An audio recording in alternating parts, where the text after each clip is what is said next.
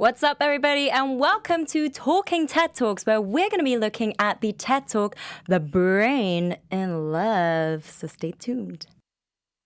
You're tuned in to AfterBuzz TV, the ESPN of TV talk. Now, let the buzz begin. Hey, everybody, welcome to Talking TED Talks.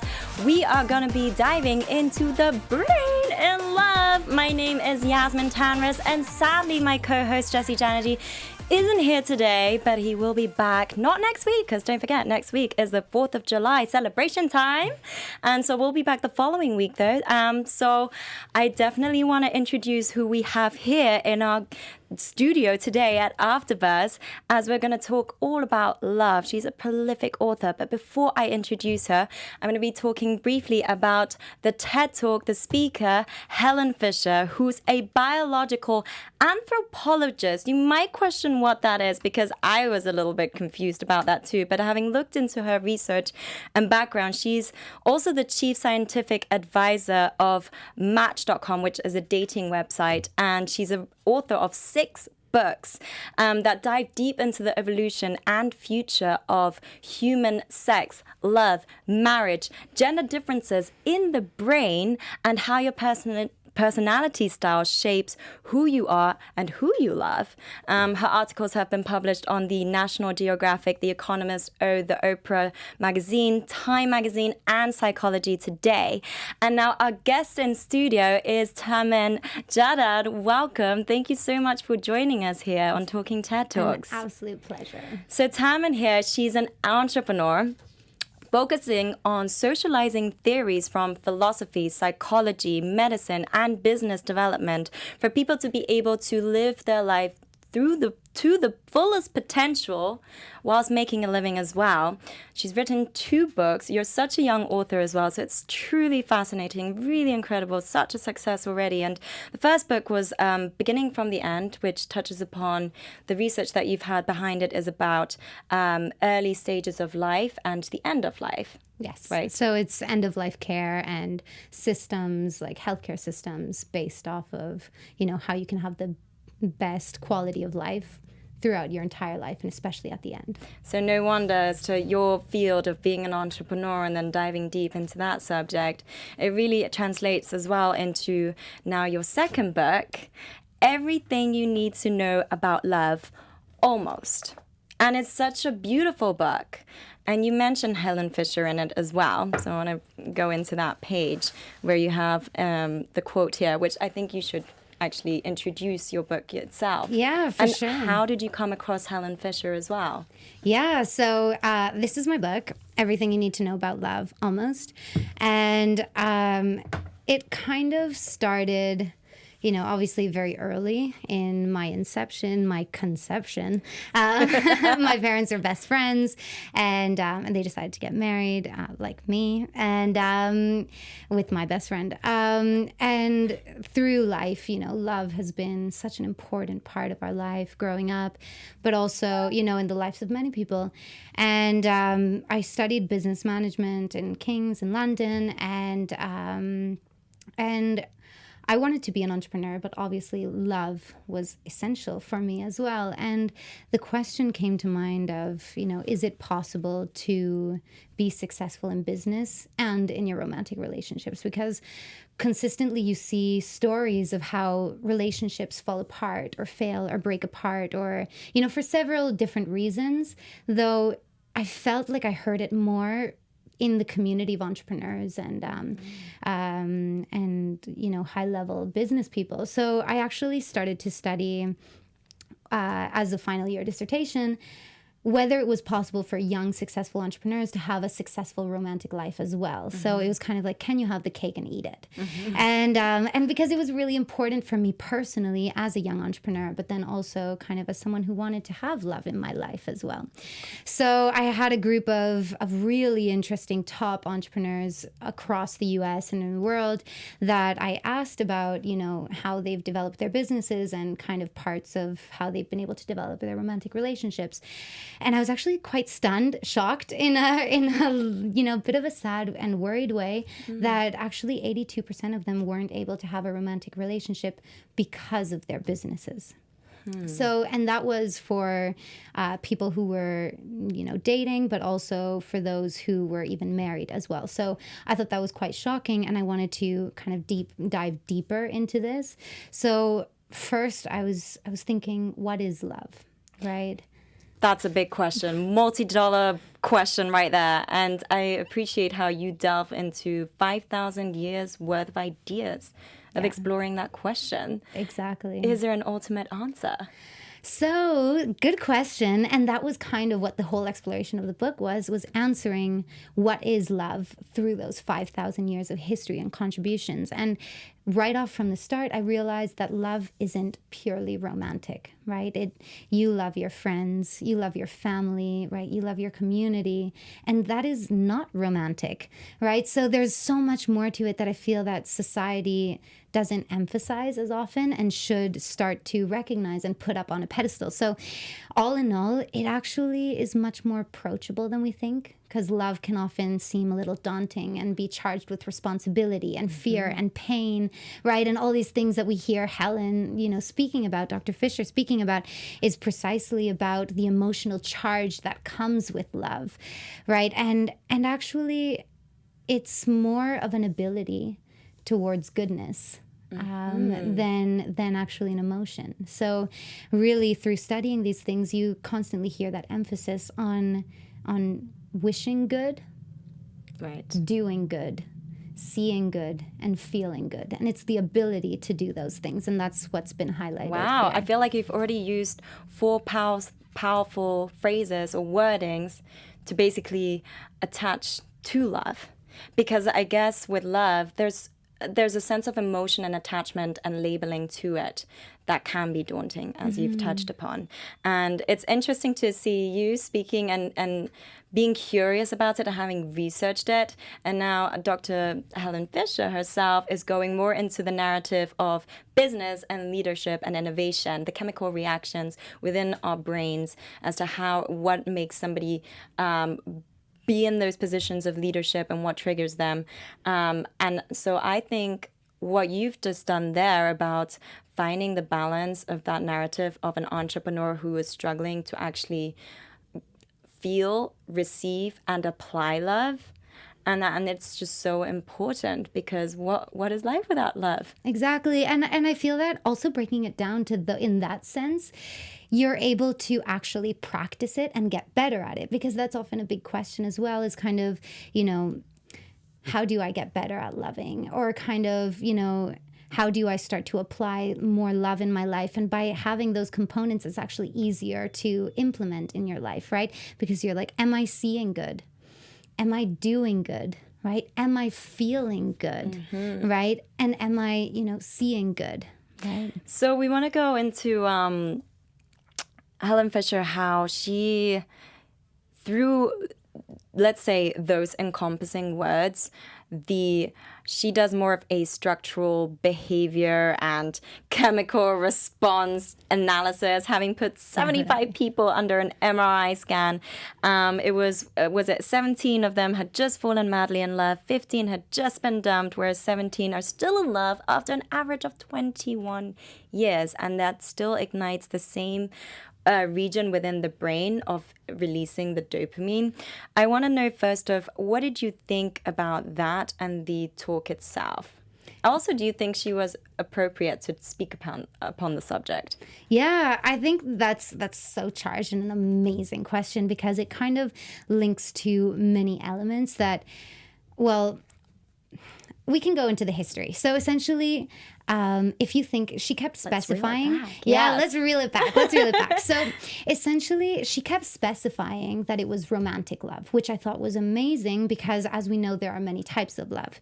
So if you actually go to what romantic means, you can clearly see that Roman is in there, and it's for a reason. So it actually comes from a French word from like the 1600s to do with like a book, a story, a novel, a roman, right? And that actually comes from a narrative of or in the style, like in the Roman style. But when they're talking about this Roman style, it actually refers to, these poets and these writers in the Roman times, right? So in like 70 BCE and like to 17 CE, which is the time period of Ovid, actually.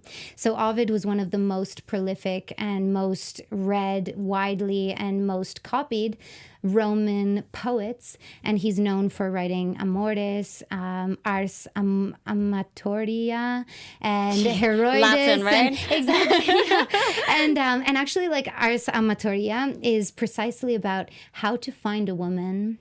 Mm-hmm. Right, so it's like he really speaks about love in a romantic sense, which wasn't what love was before that. So when you're looking pre-Roman times, it's more to do with duty and spirituality, right? So it's more to do with faith and with spirituality and duty to your family versus romantic love. So this whole romantic love comes then inspired by, these poets in the Roman times, these Latin poets, and they actually get revived in the Renaissance period. And so Renaissance would not be the same without poets like Ovid, mm-hmm. and Shakespeare and Goethe and Chaucer are all inspired by Ovid's work. So like Ars Amorotia, which I was talking about, it's 3 books, and the first one talks about how to find the right woman. The second one is how to keep her interested, remember her birthday, pretend, like play a little bit coy. So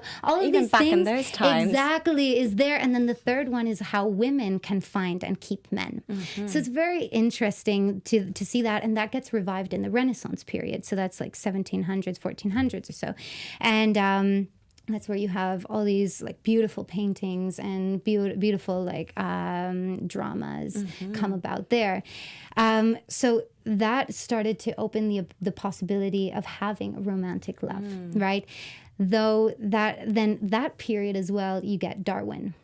Right, which is so then goes into the biology and evolution. Exactly, mm-hmm. exactly, because you have Darwin and you have the Enlightenment period, mm-hmm. because the Enlightenment period and kind of the French Revolution and the American Revolution, at that time, people were starting to assert their ability to be able to be happy and to enjoy their lives and to be able to, choose what they wanted. And that echoed very strongly in terms of romance and who you decided to marry. So you see, you also see like Jane Austen writing in that mm-hmm. period as well. Mm-hmm. And so then when Darwin came in, he kind of shook things up, and this is where it very much links to what Helen Fisher is talking about, because we needed to have Darwin to be able to speak about what Dr. Helen Fisher is speaking about, right? To have kind of, she's talking about that primal part of you, like that reptilian brain, like in the VTA, right? Yes, which is the brain associated with craving, aka cocaine, which apparently is romantic love is a worse addiction in a sense. It's not worse,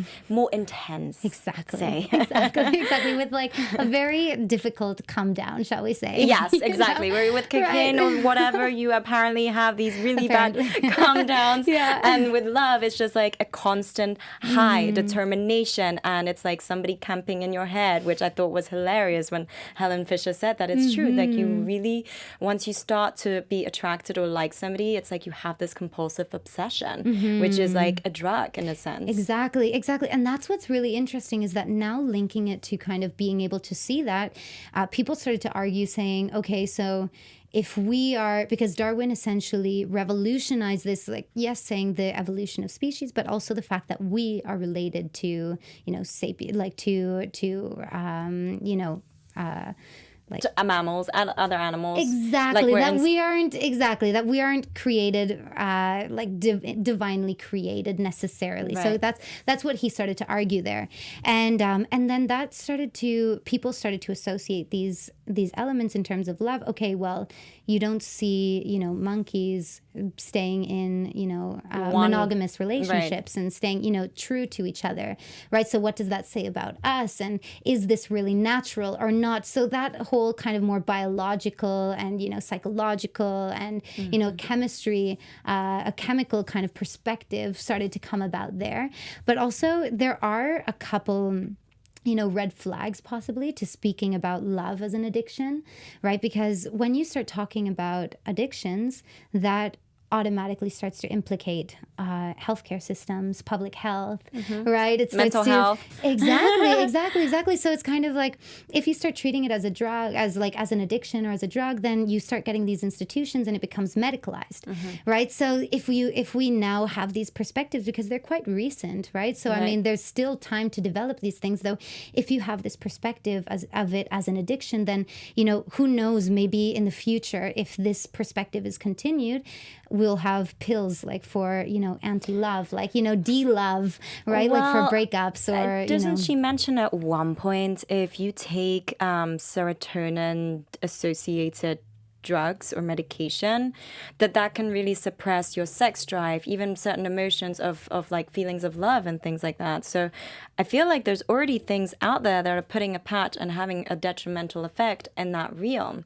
Yeah, exactly. And that's quite, that takes you aback in terms of how you speak of it, right? And that's why I worked so hard in creating this concept with my family, right? Was how to describe love in a way that doesn't become an addiction, right? Because then that, then it could be medicalized, right? Then you have like all these moral dilemmas as well. Do you create that love potion, right? If you understand exactly what is going on in the brain chemically, could you induce those feelings, right? Or could you suppress them? And then how do you treat it, right? Is it then an illness, as you see in like Shakespeare's writing and kind of, back then as well, right? So it's very interesting to kind of have that perspective there. What I think was also very interesting that Fisher says is your obsession gets worse upon rejection. And then there's a poem or a line that she mentions, the less my hope, the higher my love.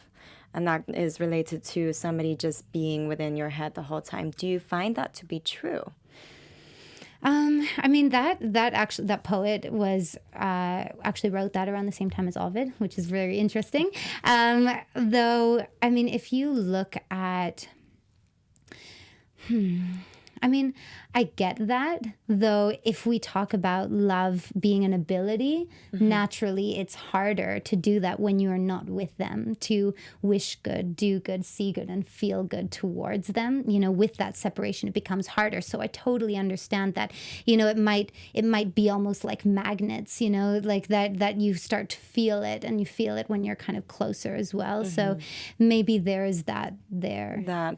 Well, then what about the concept of, there's obviously varying degrees of love, right? And then there's like moments in which you can get into bed with somebody and you fall in love with them, or it takes time, or it's instant.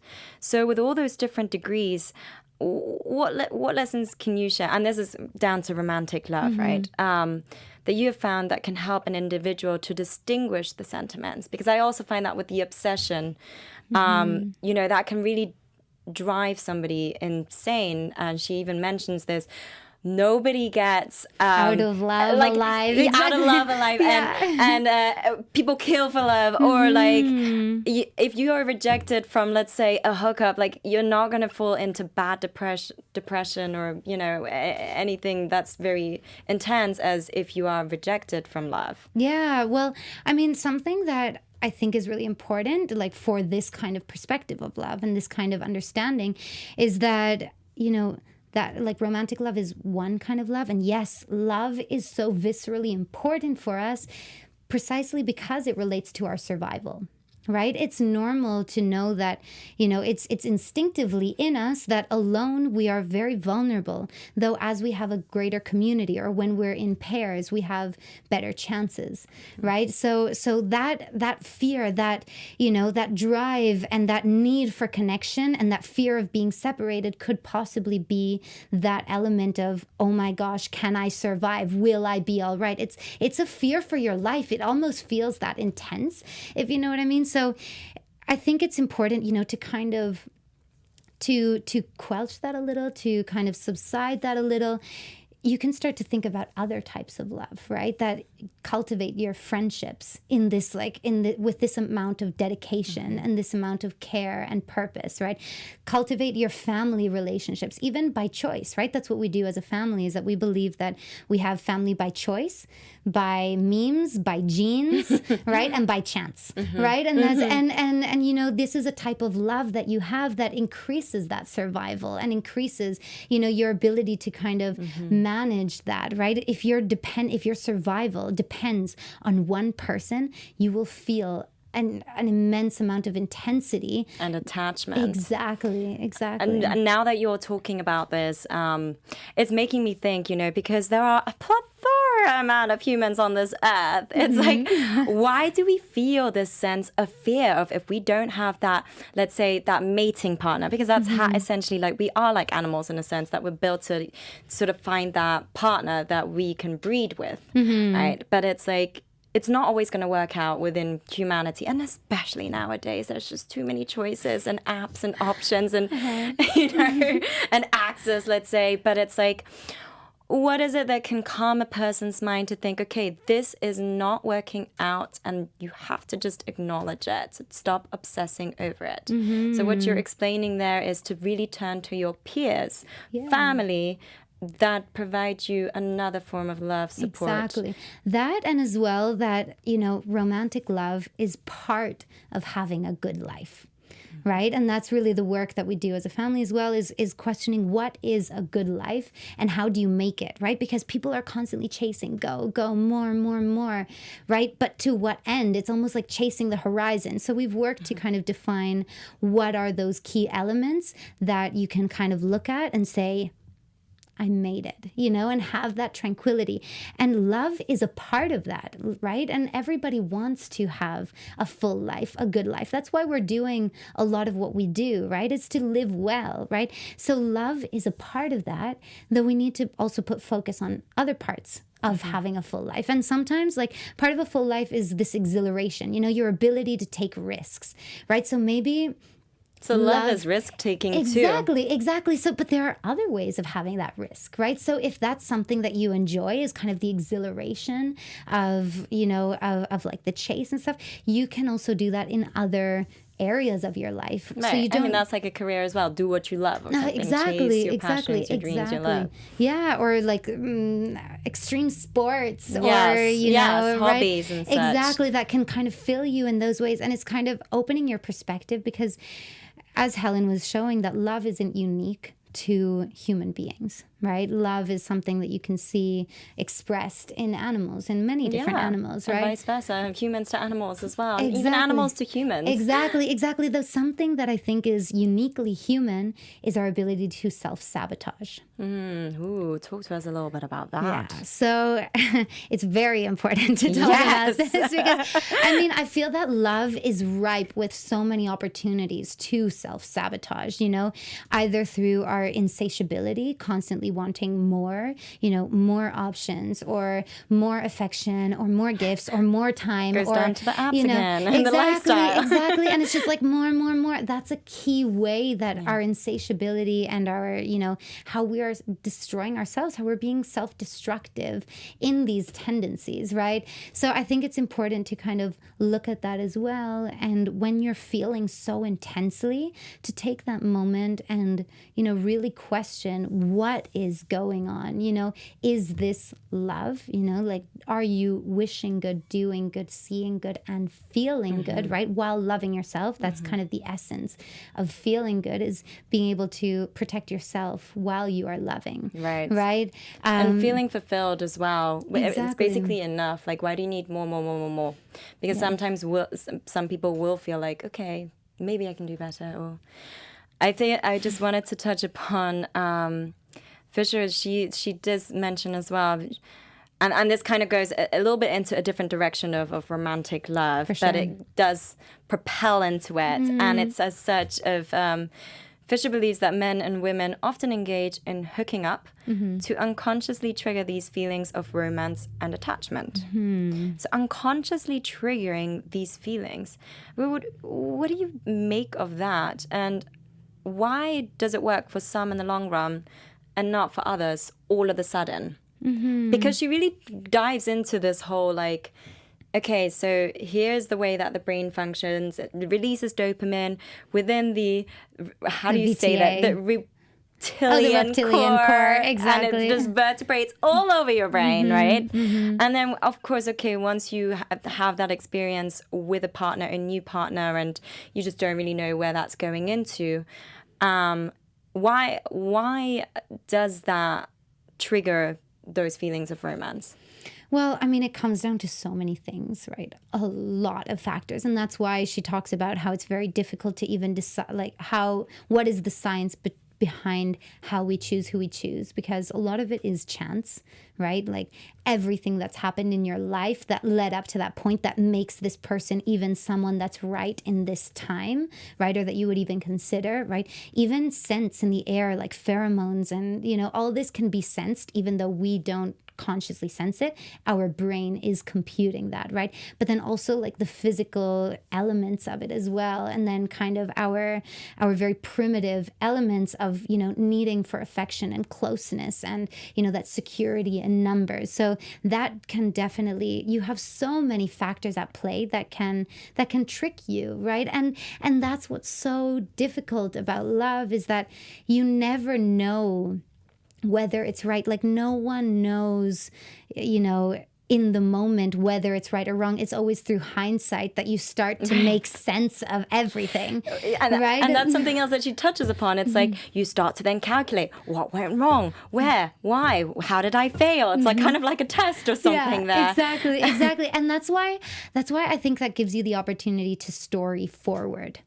Right? So this is like history, and then you can also look forward and you can story your relationship in a certain way, right? So by being purposeful in terms of what kind of story do you want to live, right? And make sure that they have a story that's aligned with that is a good way of knowing whether things are going to go in the direction that you'd like, even in a very explicit way. Like I've had this conversation with my husband. Like we've actually talked about what kind of genre we would like our life to be. That. Wait, what kind of genre did you pick? Like a romance comedy, like a rom-com. A rom-com? Oh, yeah. I'll tune into that. Exactly. Like I want to live a rom-com. I don't want to live a drama, a thriller, you know. A dramedy. Like, not even a dramedy? Well, a rom-com is cool. A rom-com, right? yeah. Rom-com is Rom-com's cool, right? nice. Like it feels sunshine, good. and that's perfect for me, right? And I mean, he seems to be on board with that as well, which so then you had this conversation. Exactly. How did that go down? Did you say, look, hubby, we got to talk about our narrative here? I was just kind of curious. I was like, how would you like to live your life? Like what story, like what style of life would you like to live? And now at what stage did you feel comfortable to even bring such a topic up? I think that's a good question. I mean, we were best friends for 7 years before we got married. So like best friends. So, I mean, we've always had so much confidence and like so much comfort to speak to each other openly.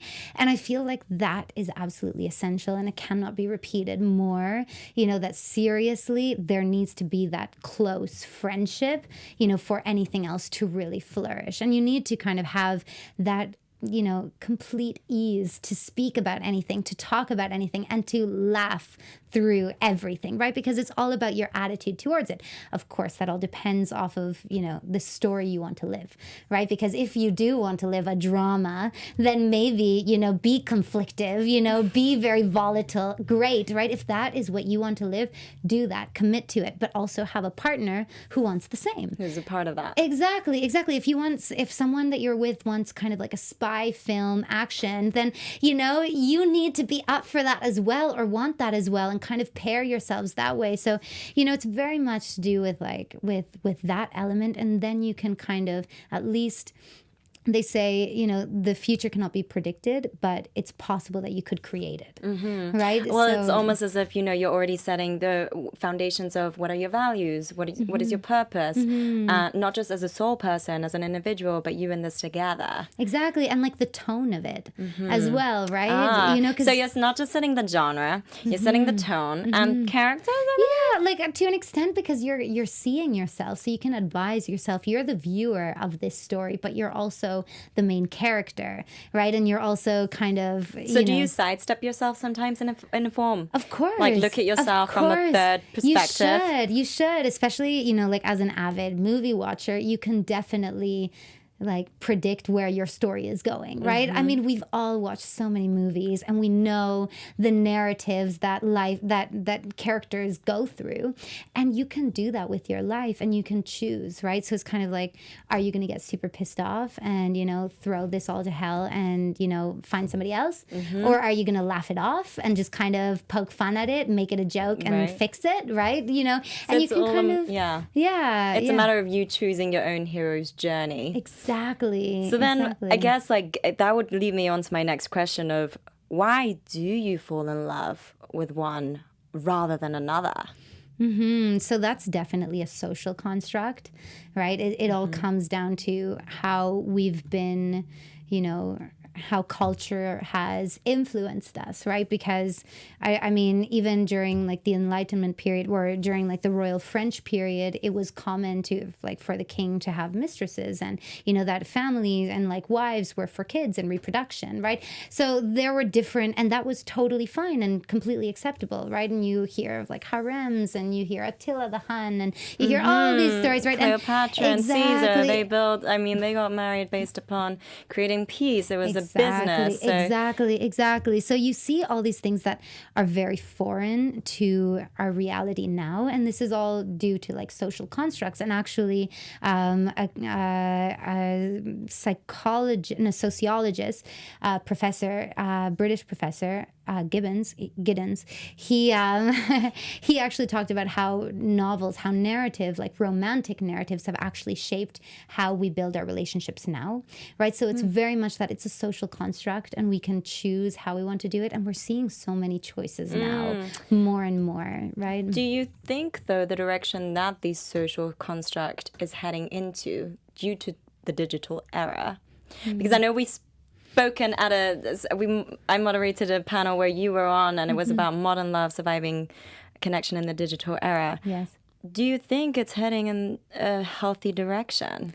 Well, I mean, it's kind of what I was speaking about precisely, that, you know, we want certain things and the form in which they come will constantly change, right? And that's what we were speaking about initially as well, that, you know, we want that kind of that tribal feeling, you know, that connection. We want to have someone we can rely on, confide on, trust our life with, you know, and that's really what love is about, is, you know, that extreme, you know, goodness that you wish for them and they wish for you, right? It's that intensity of that. And we all want that, whether the form is changing, whether it comes in like different partner groups or collectives, or, you know, like it depends where that's coming from. It's about protecting what's underneath it, which is that connection, you know, that goodness, that love, right? So the form that it comes in shouldn't be our focus necessarily, but we should focus on like, what is the value? What is, you know, what is it that we're actually getting out of it? Exactly. So Helen also mentions, and she ends on this note, love is in all of us. The challenge is just to understand each other. Yes. And then the question was, having researched all about love, like yourself, if that has made you believe in a certain way of love, or like deconstructed your mind of love, do you also even see love? Do you pick up on it when two people are together, like, oh, they're so in love? Yeah, I see it for sure. Like you can definitely see it. And I think we all have that antenna for feeling it. And we need to turn it inwards as well. And as cliche as it is to hear it now more often, which I'm super happy that you hear it more often, the self-love element, that you need to also turn it towards yourself, right? To echo back to the whole self-sabotage that we're talking about, is to love yourself as well, you know, and to really capture that, and to do and practice that with yourself and others, to be able to then do that. So we usually do a Twitter poll. So we had 3 questions this week, and a little bit based upon what Helen Fisher had brought up in her talk, which was about, have you ever been rejected by someone you really love? And have you ever dumped someone who really loved you? And in her findings, it was 95% yes to both. Okay. So the first question, have you ever been rejected by someone you thought loved you? 92% said yes, 8% said no. Have you ever dumped someone who loved you? 79%. Sorry. yes, 79% said yes and 21% said no. So I was really surprised when I did see that a little bit, just because I think it's very humbling to see some people who are in it because they won't dump somebody if they love them. They'll still stick with it. Mm-hmm. And I think there's there's a major difference within that. So what are your thoughts about if somebody is in a relationship that they know they shouldn't be in, but because that person needs them and loves them, that they still stick with it? Yeah, I mean, one of the most wise people in my life, my mother, she always says, and I stand by this absolutely. And I mean, maternal love is everything. Seriously, if that's anything I can leave with as well, is that maternal love is a model that we need. And what she said always is, it's better to be by yourself than in bad company. Yes. Right? And honestly, the light that comes out of you when you are in good company or by yourself, which is also company, right? Be good company for yourself. Right? And so don't be in bad company. So I think that it's better to, like a bandage, just do it. Right? And kind of be able to build that goodness that you want to do sooner rather than later. Yes, totally agree with that. I had to say yes in such a shy tone because my mom says the same thing. And then the last question was, do you believe in love at first sight? Which 75% said yes, whereas 25% no. There is another poll, but it was the same question, and actually 40% said yes and 60% said no. So there's a complete opposite spectrum. So why is there such polar? Because there is an element of instinctiveness and essence to when you relate to a person and you feel that love. Mm-hmm. But there are some that disregard it seems. Yeah, I think it'd be interesting to see what demographics were there, whether they were men or women and at what ages as well, right? Because I feel that men might have that element of love at first sight more than women, because I feel like we are slightly more discerning and, more maybe hesitant, less trusting, through life. So I think that maybe men could believe a little bit more in love at first sight. And I mean, Helen Fisher does talk about, love at first sight possibly occurring within animals. So biologically, it seems that love at first sight is a thing, right? Whereas in real life practice, it's clearly split, which is very interesting. Yeah. But I also wonder if it's because some might not be opening their eyes to it or opening up or being reciprocating of it or receiving. Mm-hmm. And actually, if we talk about love in that greater essence, right, of goodness, then yeah, there should be so much more love at first sight. It should be love at first sight all the time, where you just want to, love everyone, right? In a non intimate way necessarily, right? But spread the love. Exactly. Then the world will be better. Exactly.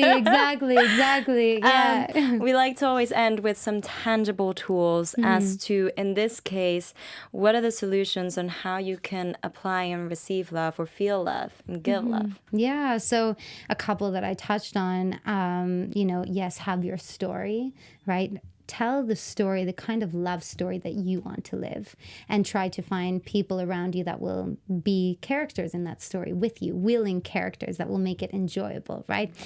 The second one is definitely to do with, love is a part of a full life. It isn't the entirety of your full life, right? So, protect it, nurture it, though also develop other parts of your life as well, especially if it's in a little bit of a rough patch. Focus on other parts, delight your senses, right? Take on personal projects as well, right? And focus on those components. And, also that careful of your self-sabotage, right? Be aware of it. Surround yourself.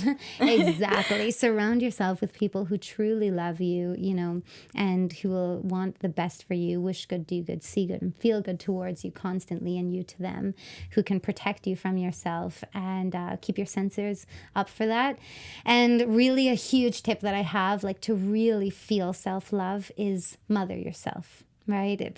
See that ideal mother in your head, right? Whether it's your mother or, this fictional mother, and speak to yourself the way that she would speak to you, encourage yourself the way that she would encourage you, and, guide yourself in that way and then model that towards others. And that's pure love, I would say. I love that.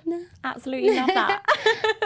Well, thank you so much for joining us here today. Can you share with us any upcoming exciting projects that you're working on currently or in the future? Yeah, definitely. We'll be posting things. I'll be posting things on LinkedIn, on my LinkedIn, and also... Because you're not on social media. I'm not. Yeah, you're doing a social media cleanse. Yes, it's like trying to find your handle, and then I realized I don't have one. Exactly. I'm living in real life. Yes. I'm living in real life. Yes, enjoying it. Exactly. So if people want to connect with you, where can they find you? LinkedIn, and also via our website, our family website, which is www.jadad.com. And then you can find all of our companies, all our projects going on there. They're across the board, from entertainment, healthcare, youth, creation of new careers, and, how we can all live the fullest life possible as a part of a flourishing planet in our own way together. Amazing. So that's the work that we're doing. And on your LinkedIn, you're Tamen Jadad Garcia. Correct. Amazing. Yes. Well, thank you so much for joining us Thank here you and so spreading the much. love. Yes. As always, thank you for tuning in as well. I'm Yasmine Tanres. You can find me at Yasmine Tanres, and do head over to our at Talking TED Talks platform on Instagram and Twitter. And we won't be back next week because it's the 4th of July, so be sure to celebrate, and we'll see you the following week. Thank you. Thanks. Bye. Bye. Our founder, Keven Undergaro, and me, Maria Menounos, would like to thank you for tuning in to AfterBuzz TV. Remember, we're not just the first, we're the biggest in the world, and we're the only destination for all your favorite TV shows. Whatever you crave, we've got it. So go to AfterBuzzTV.com and check out our lineup. Buzz you later. The views expressed herein are those of the hosts only and do not necessarily reflect the views of AfterBuzz TV or its owners or principals.